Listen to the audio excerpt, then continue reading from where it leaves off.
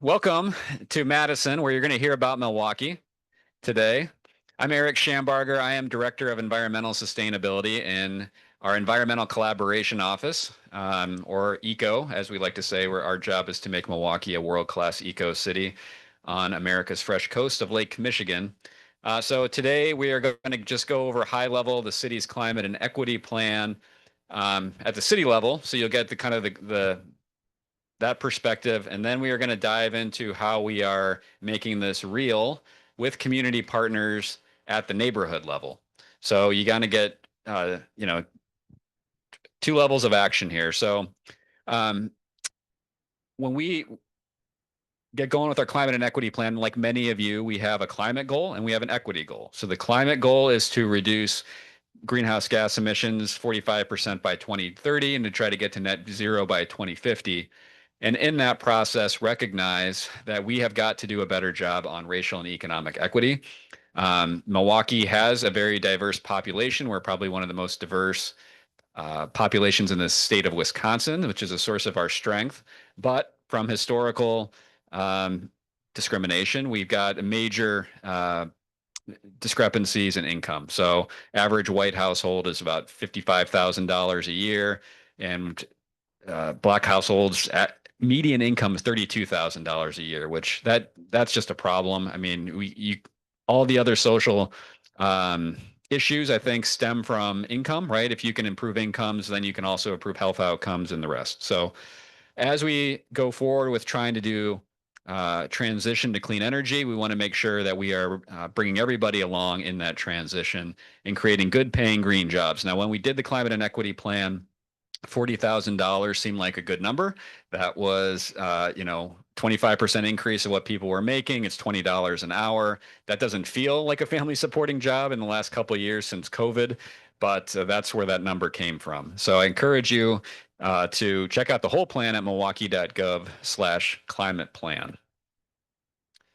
So just real briefly, this whole process started in 2019. We have a city county task force that got together and created recommendations. We did our greenhouse gas inventory, yada, yada, yada. Later, we have a climate plan that was adopted in 2023, just in time to make sure we were well positioned to take advantage of the Inflation Reduction Act. So there are what I call 10 big ideas in the climate and equity plan to help us get to our goals. Every single chapter or each of those strategies of the 10 big ideas, first and foremost, describes how we're going to reduce greenhouse gases. Secondly, how we're going to improve racial equity. And then third, how it contributes to resilience, meaning, climate change is happening and how do we make sure that we can address those shocks when they happen. So I'll run through the 10 big ideas quickly. So the first one, as I mentioned, it's kind of is infused through all of them, which is our Green Jobs Accelerator. So when we started digging into this, the idea here is that we have training institutions in the city of Milwaukee. We've got technical colleges and unions and other training providers, but we need to find a better way to, I think, better connect the workforce system than it currently is. And so, we could talk for an hour about green jobs, and long and short of it is, first of all, we got to create excitement about green jobs. There's a lot of people that don't know what that is. And the example that I give is our technical college was wondering why nobody's enrolling in their building automation system program. And it's like, well, who knows what that is? Like, what high school kid thinks about building automation systems? Sorry, Train. I know that, right? I know. Well, somehow you got into it, but here we are. But that's the kind of thing, right? How do you get a high school kid thinking about these opportunities as an energy auditor, building automation systems, or HVAC or electrical? What are the opportunities? And so the big ones that we talk about are electricians, HVAC, arborists, things of that nature. We have done a lot of work to try to make sure there's entry level pathways from pre-apprenticeship to apprenticeship to on up the line. So starting with at $20 an hour, but most of the trades jobs can get up to $70, $80, $90,000 a year. So we have a great website we just launched this week, milwaukee.gov/green jobs, where you can check out what the jobs are, where the training providers are, and then who the employers are.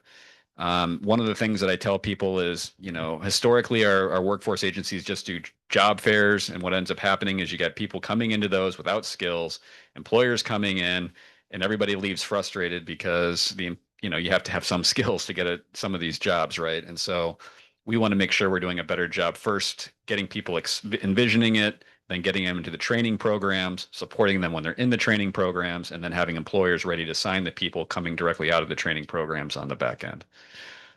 So very, very important.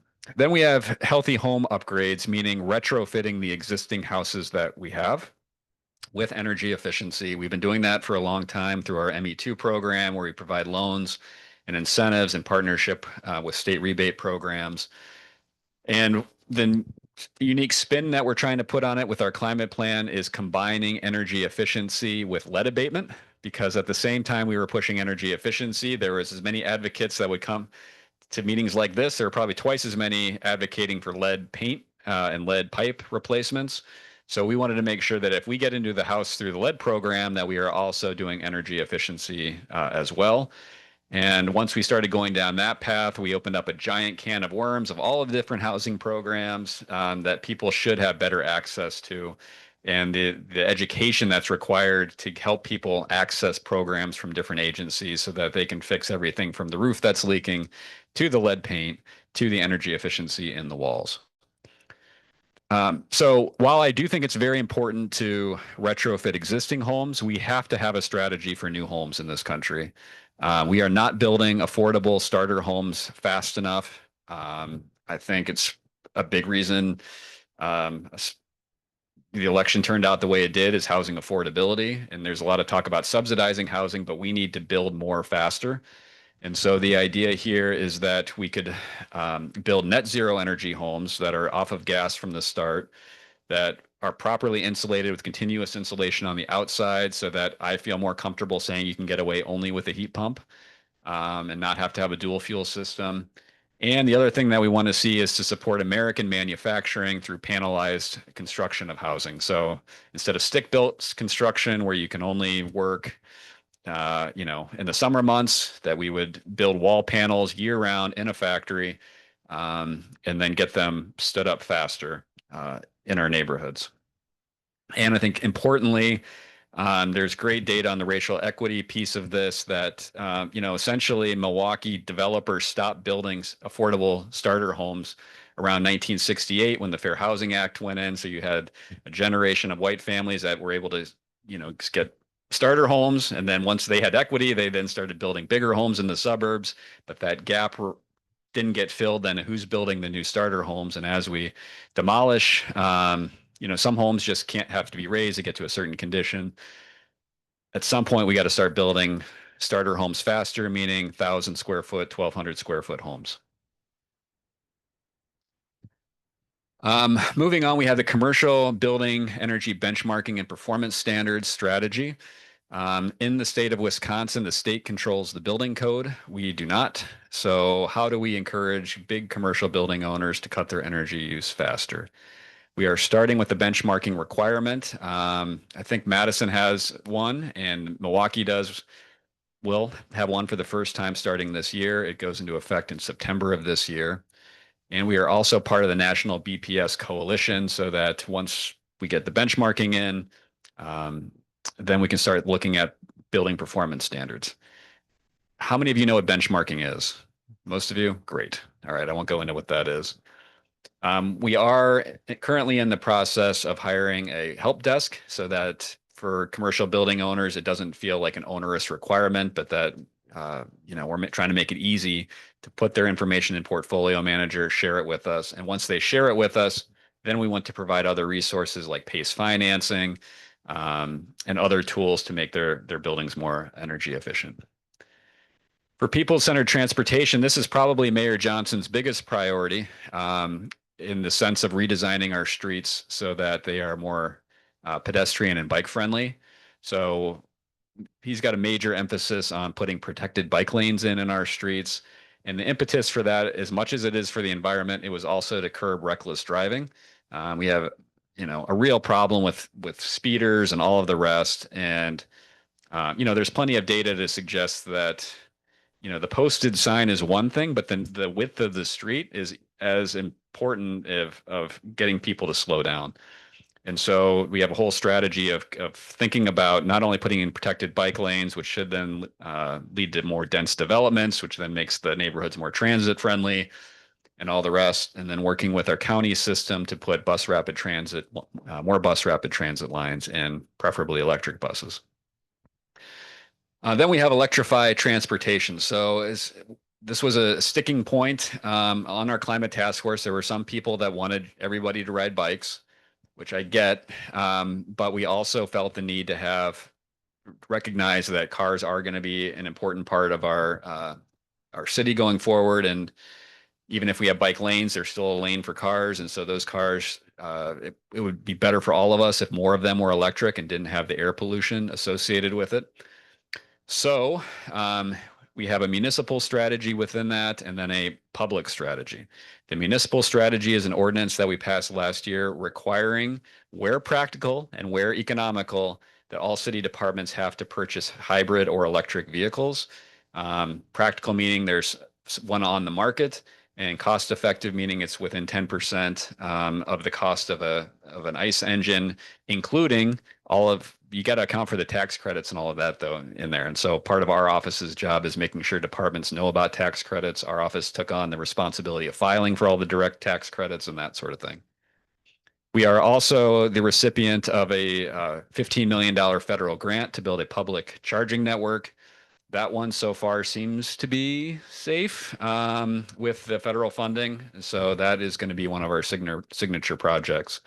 The engineering is moving forward on that. We plan to install 53 sites. With that funding, each site will have 4 spots, so 200 charging ports throughout the city of Milwaukee. And I really do think that's important. That was my car, got into an accident and totaled, unfortunately. So I've been shopping for EVs, and I've just found that like most of the Milwaukee car dealers hardly are supporting, or there's just not that many around on the lots. They're not pushing EVs, in part because the networks aren't there. I had to go to Chicago to find enough, vehicle EVs out there. So I'm hopeful that between Dane County and Kathy Kuntz, who's working on the Dane County project in Milwaukee, that we can start showing the auto industry that Wisconsin is ready for electric vehicles. Next, we have greening the grid. So this is another multi-pronged approach. We are doing solar on city buildings using direct pay. We got a big energy saving performance contract to do that this year. And we have Milwaukee Shine Solar Group Buy program in partnership with Midwest Renewable Energy Association that has affordable loans for people to do solar. We'd love to see WEDC at the state of Wisconsin, which is a recipient of a Solar for All grant. We want to see that get rolling so we can get more solar out to lower income communities. We have done 2 things with our utility though, because I've came to the conclusion that we need to be talking about megawatts, not kilowatts, when it comes to solar projects. I mean, kilowatt projects are great, and if you get enough of them, you're going to make a difference. But at some point, we've got to get the utilities themselves to really make a bigger shift to renewable energy. So there's a lot of ways you can do that. The way we're approaching it at the city is thinking about it. There's an advocacy thing we can do at the city in terms of talking to the utility, telling them that we want renewable energy, working with the Wisconsin Local Government Climate Coalition to intervene on dockets before the Public Utility Commission to make our voice heard that we want renewable energy.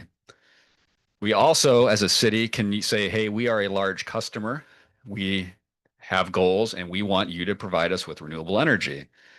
And so we have worked with them for going all the way back to 2018 to create new programs where the city as a large customer could buy into renewable energy.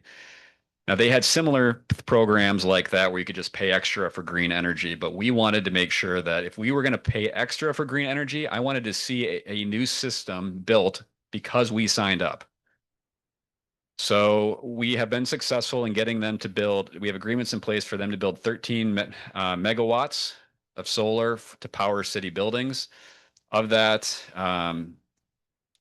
8 8 is online right now. So we have 60 city buildings that are 100% renewable electric. So we got the new building, we got the new solar built, and we are getting the RECs off of those through a program that the Public Service Commission approved called Renewable Pathways. So long process. It took um, lots of discussions, getting changes, getting the Public Utility Commission to approve it, getting our council to approve it.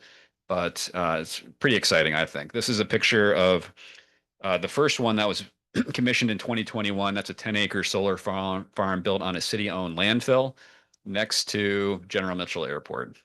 So the landfill was a great option because I didn't have to argue that that was the highest use for the land, right?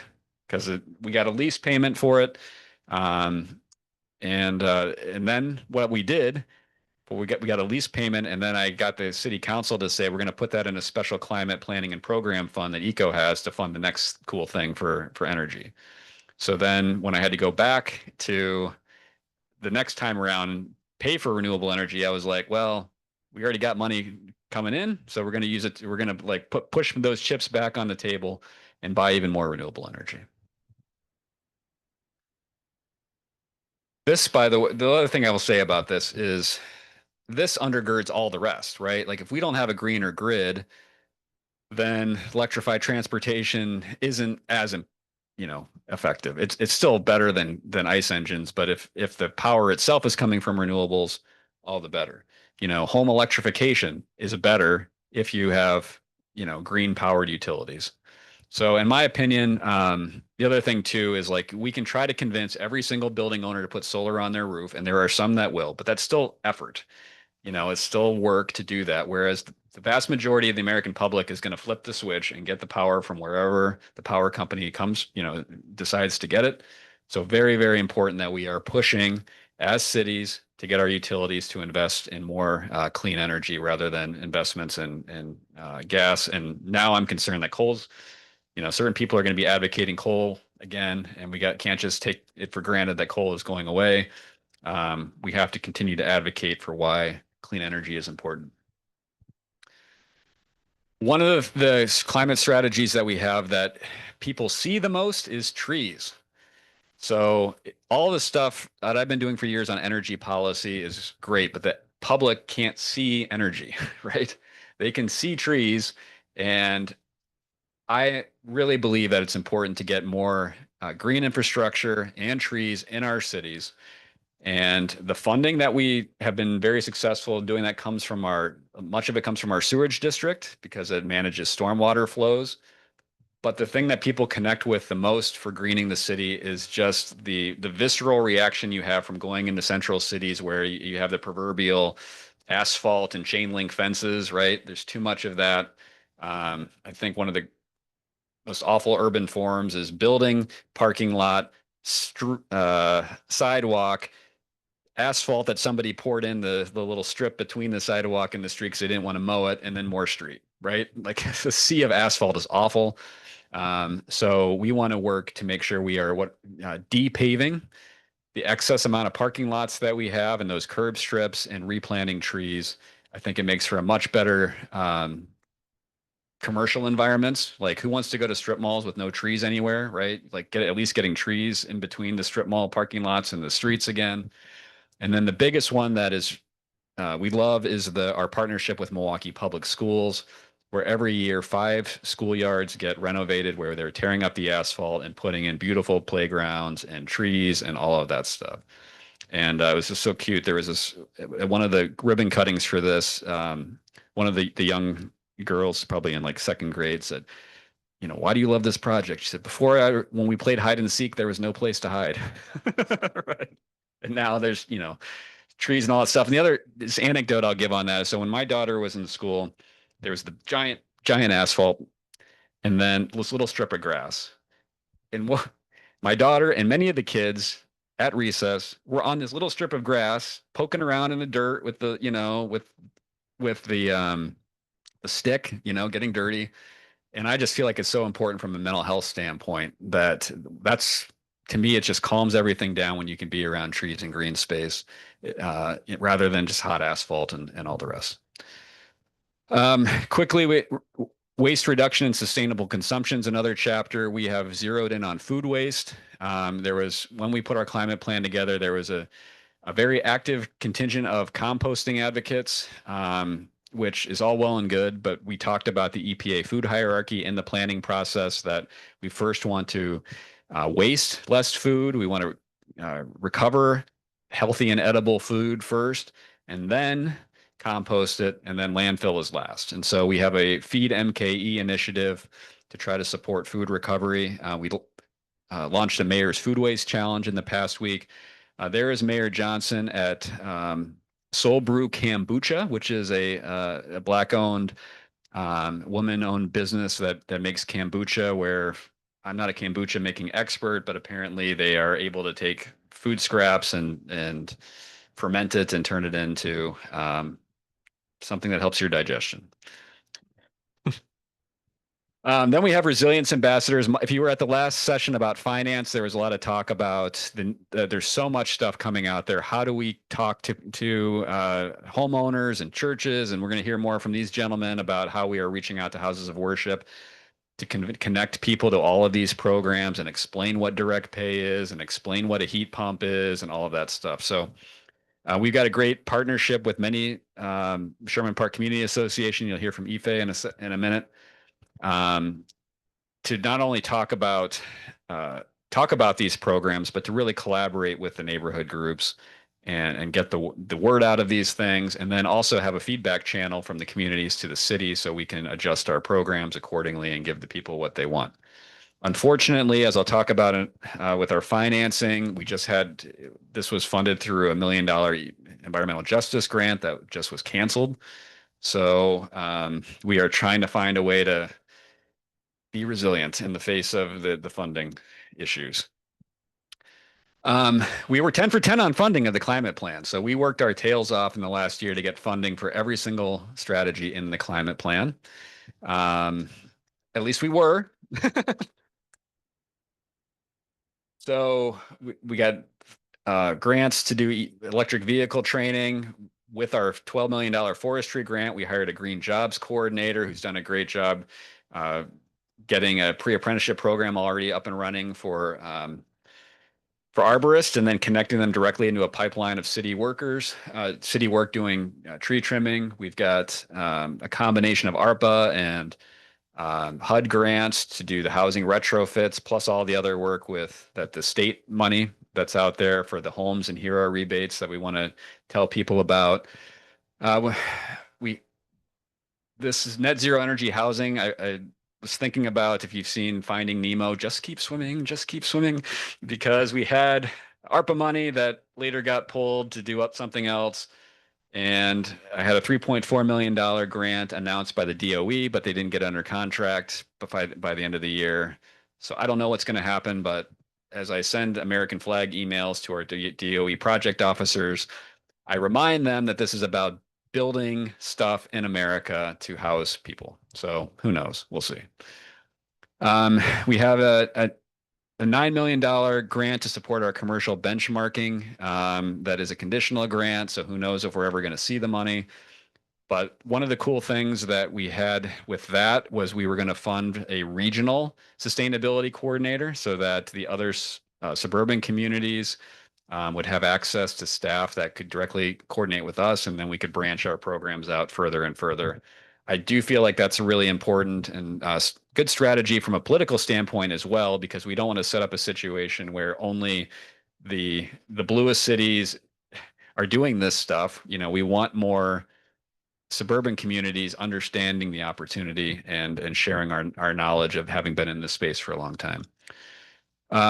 Greening the grid, looking at UWEDC for that solar for all. We're waiting for that to hopefully that'll get rolling too. Mentioned the vehicle electrification grant. The big money was in the street reconstruction dollars to our Department of Public Works, $115 million, $12 million forestry grant, $400,000 composting grant, and the $1 million environmental justice grant. So lots of action happening, and we're going to try to keep moving forward as best we can. Quickly, we've got public dashboards. If Caramita is here, I think they were at one of the earlier events. They have a climate view dashboard, which we are currently using to report. We also contracted with them to do better dashboards for municipal operations using Microsoft Power BI. I've just been very pleased with the Caramita work.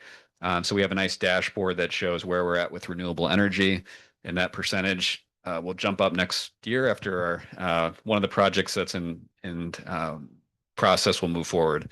But this was really important because I have to report to our mayor on projects. And it's so energy stuff is so complicated, right? It's like, okay, we're trying to reduce electric use and gas use, and then we're trying to convert to renewable energy. And oh, by the way, we're trying to electrify our fleet, which is going to increase electric use. So there's a lot of balls that we're trying to manage, right? And so dashboards can be a very effective way to just help convey what the heck is going on with our energy picture. Um, Two other things of note, we are big partners in Wisconsin Local Government Climate Coalition. So I love these kind of partnerships because sustainability directors, you can feel overwhelmed very quickly. You got community groups saying you should be doing solar, you should be doing composting, you should be doing all this stuff. And you sometimes you're the most least funded operation in all of government, one or two people, right? So we have got to be more efficient and effective through collaboration. And so that's two major focuses, I think, of a Wisconsin Local Government Climate Coalition is first and foremost, being better advocates on what the state can do to help local governments, because we can't meet our local government goals unless we get better policy from the state in many cases. Case in point, what's going on with utilities and building codes. That's all controlled by the state and state oversight agencies. So we can do a better job there through joint collaboration. So we do everything from joint letters to the Public Service Commission, but we also then do technical resource sharing. So we're collaborating on greenhouse gas planning as an example. So lots of benefits to statewide coalition because you're all dealing in the same state policy environment.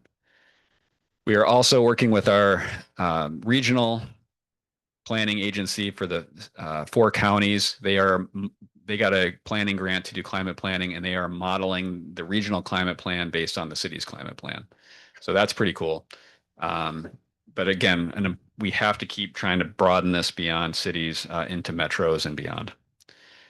So with that, we've talked about cities, we've talked about regions. Now I will pass it over to the folks doing it on the ground at the neighborhood level.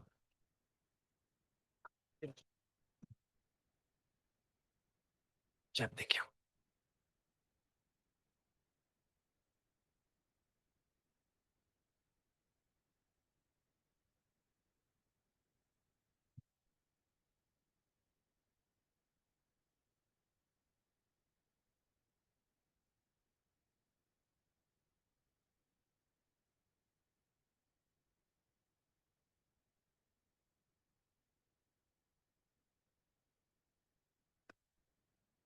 Well, I can start breaking the ice of the silence. My name is Victor Nino, and my partner here is Ife. Well, yes, we're working on a community-based project, and I will hopefully we'll be able to convey. It's a beautiful project in one of the low-income communities in Milwaukee.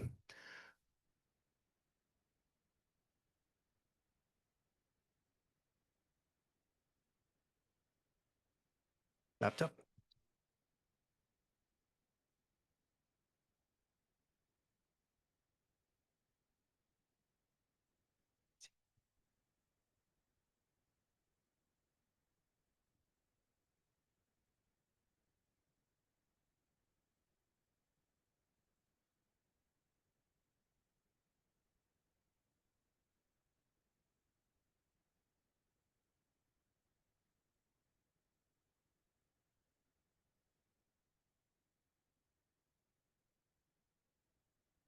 Sorry for the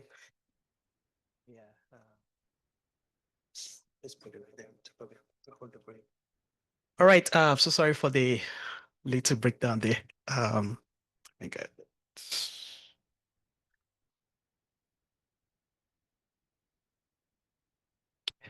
All right. So we are going to be presenting on our ongoing project. called Greening Congregations and Cream City Climate Challenge.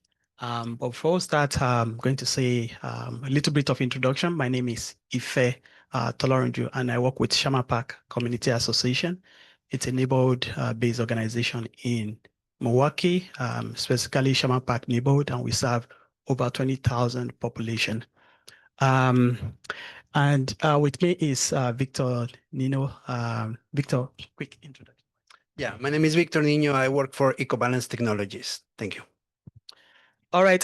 Quick question is tell us about your community. We have just two responses that we want to entertain. Tell us about your community. When you hear this question, what comes to your mind? Anyone?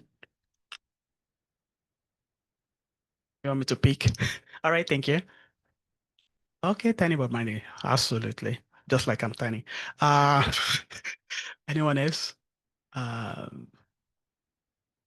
Someone at the back there. Okay, so let's move forward. So I'm going to give the mic to my colleague to speak briefly about Project Cream City Climate Challenge and Greening Congregations. It's two-in-one project. So thank you. Yes, so those are two names basically of two grant proposals that they were approved to fund this initiative. It's the Cream City Climate Challenge. Cream City is a nickname for Milwaukee. And the Greening Congregations Initiative is because it's very focused on houses of worship in this one. So this is a snapshot of basically the summary of the project. Basically, the three building types we're focusing: houses of worship, and I'll tell you more about it. A small commercial, that there are many of those buildings in the area that we're working, and multifamily housing. So the focus neighborhoods is basically low-income area in Milwaukee, Sherman Park, Harambee, and Lindsay Heights. And then it's more about understanding how to reduce carbon emissions with technologies that are available, basically heat pumps, and then of course LED lighting, thinking about energy efficiency with improving the envelope of the building, and then supplementing some electricity with solar.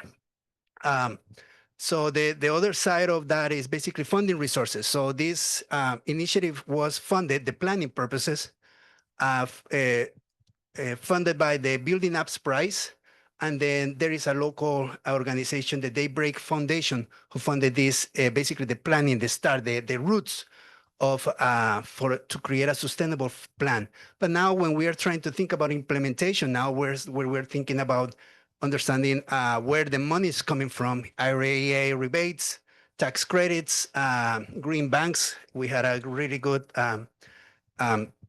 presentation this morning, and then focus on energy is basically state rebates here.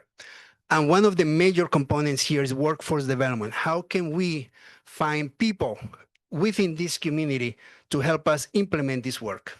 And the project team is definitely, Erick sets the vision, basically net zero 2050, and then it's basically a lot of collaboration with community-based organizations like the Sherman Park Community Association. We have West Care, Walnut Way, Greenprint Partners, Clean Wisconsin, and Slipstream. So the focus neighborhoods basically over here is about downtown Milwaukee. So it's more about the northwest side, where the Harambee, Lindsay Heights, and Sherman Park neighborhoods. And what we are doing is basically we break down in four basically aspects of the project, very equally important. Each aspect has a subgroup. We have the technology, workforce, funding, and engagement. The technology is basically understanding the buildings, the type of buildings. We are in a historical neighborhood, also low income. There is a lot of the buildings that they are not well maintained, a lot of disinvestment, and then understanding how can we move towards reducing carbon emissions. So this is from a technology standpoint. Workforce development is more about understanding who's going to do the job. So usually the technologies are easy to implement. We know how to install heat pumps, put solar in the roofs, but can we find people inside the community can do that work? And then funding is usually the challenge, basically how to bring that in for basically the funding for those projects of implementation. And then the major part that Ife is going to talk about is how we're going to engage the community inside not only from understanding what we are doing, but also something that they can benefit to the community. From a technology standpoint, what we are doing is basically creating basically a long-term decarbonization plan. First, we start with benchmarking. I think everybody raised their hands, and you guys know what is benchmarking. And it's more about understanding how can we get this building from today's energy use to net zero. And we have until 2050 to try to move towards that.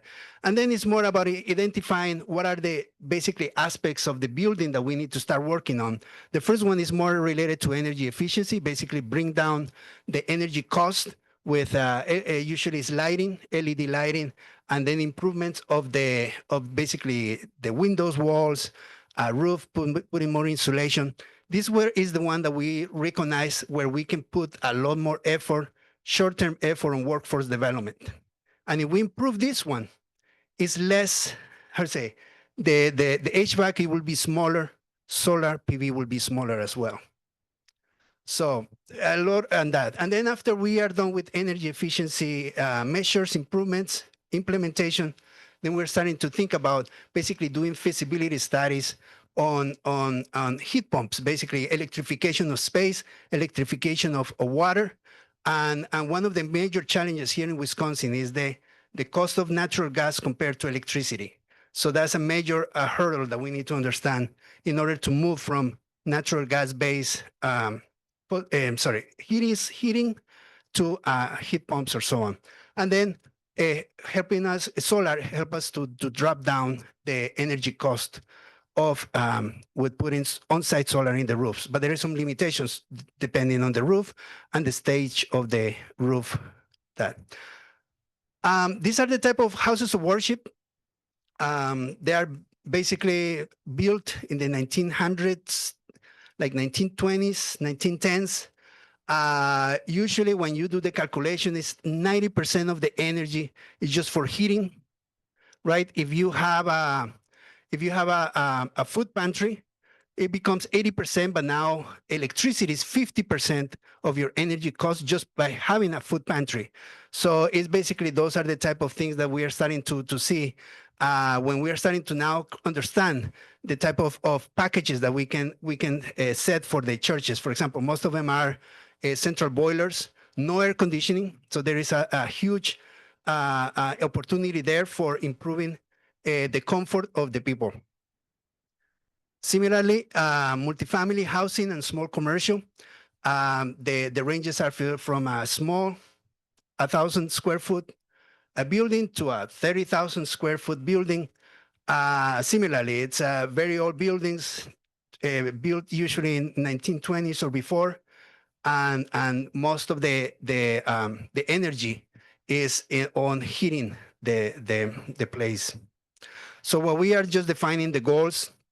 First of all, it's more about how to reduce carbon emissions.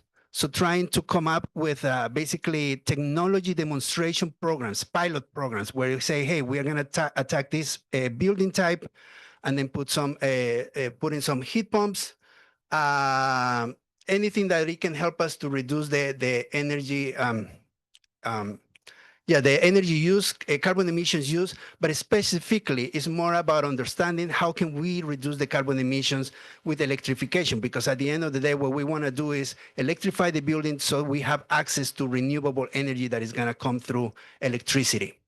Then the energy cost is huge major, because over there, what we are talking about is high energy the energy burden.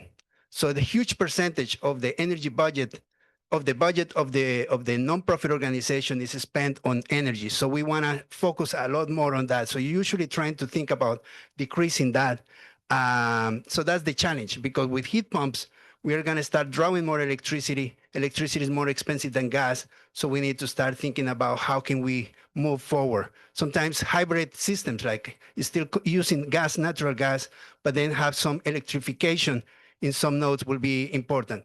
Then equity. One of the major things is about develop local workforce development. Local workforce, and then understanding how the community, accepts and understand these type of projects. One of the last, the huge opportunity and major focus that we are doing is about workforce development. So let's say that I have a building that we know what to do, we know weatherization, lighting, heat pumps and everything. But then usually we can do that I can say I have $10,000, I can do some of it, but that $10,000 is gonna be outside. We're gonna have hiring outside contractors to do the work. So we wanna have an additional thought about that, is basically understanding who can do the work in that. And probably there is not too many people within this community that can do the job. So it's more about workforce development, how to train them. So what we have been doing is basically identifying master contractors that they are in the area, that they are trying to kind of like, they're retiring and ready to pass that information, that education to the young contractors for that. And then developing a sustainable career for that specific local area. Thank you. I'm going to pass Ife for community engagement. All right, thank you very much, Victor. So I'm going to use really just less than 5 minutes, because I also want, we planned for, breakout groups, and just to kind of talk through some questions that we ask you to work on. So for our community engagement, the project is community driven. We want to support the community because the challenge is because of the energy body in the neighborhood. Most of the buildings, they are more, building built in 1930s, 1980s. So we want to reduce the energy body in the neighborhood. So for the community engagement, one thing that one strategy we actually use is getting feedback from the community members, and that is how we kind of get them involved. We have regular meetings. We also have some opportunities to connect with some local contractors as well. And we have regular events like, luncheon, dinners, we give people love food. So we make sure that we feed them. And, as much as we are feeding them, we're also communicating and educating them. So for the community benefit, one thing we are planning to do is to ensure that we, advance the indoor air quality. Indoor air quality is very, very important for our project, and we are ensuring that we put that at the top of our list. The second thing is also reducing the energy burden for low-income, community. That's the focus for this project, and also, growth and creation in the energy sector. In alignment with the city climate and equity plan, we want to ensure that they have opportunities to jobs, and also we are enhancing resilience of the building types in the neighborhoods. For the project, we are, just like I said, it's community driven. We are also putting some opportunities for stakeholders. Erick talked about resilience ambassadors. We have, eco neighbors. So we have some representatives, leaders, faith-based leaders, church leaders in the neighborhood. So we ensure that they are part of this project. We ask them questions. What are you hearing? What are the things you think we should improve on? So we're ensuring that we do that. And also community-based organizations in the 3 neighborhoods, Shaman Park, One-Way Conservation Corporation, and in Harambee, we have Westcare. We ensure that because the residents, they trust this community-based organization, so we go through them to get some of the information and communicate our needs to them. Now, for stakeholder engagement, just like I said, we are engaging the CBOs, community-based organization, houses of worship leaders, and also we have some opportunities, monthly meetings to bring these people together and, educate them about all these needs. We're also working on centralized, websites still in process. Now, funding and financing, I think this is really critical to this project. I'm really excited that Erick already, gave us like 10 different opportunities today. So from the federal level, we have the Section 179D and the federal ITC. That is the tax credit. So we go through that. One of the faith-based organizations that have started with replacement of, or changing to LED is Bethany United Church of Christ. And I'm going to read what one of the leaders said. He said that just by changing light bulbs, Bethany United Church of Christ electricity usage decreased 39%, shaving off $300. So that is one of the first congregations that we started with, Bethany United Church of Christ. We also have focus on energy. Yes, they've been big part of this project. We are working with them right now to do a project called Empowering Faith Communities, House of Worships, 503(c) organizations. And we have the CPACE, the city project funding. So these are some of the opportunities that we currently have. And for the priority funding gaps, most of the candidates, organizations that we reached out to, they are actually having that challenge of, oh, we can't continue with this project. We have to do some maintenance and, some fixing. So it's one of the challenge. But again, we are supporting them, starting with energy efficiency opportunities. Now, for the risk assessment and mitigation strategies, one of the questions they're asking is, oh, who is going to do this project? Do we trust them? So we ensure that we communicate clearly to them, the requirements and their needs, just to ensure that we identify that. Now, so where are we with our project? Yes, we are currently, we have 8 organizations with City of Milwaukee Environmental Collaboration working together to ensure that we are supporting the neighborhoods as much as we can. Ongoing active outreach here and there. We have 8 organizations, 3 faith-based or CBOs that we're working with.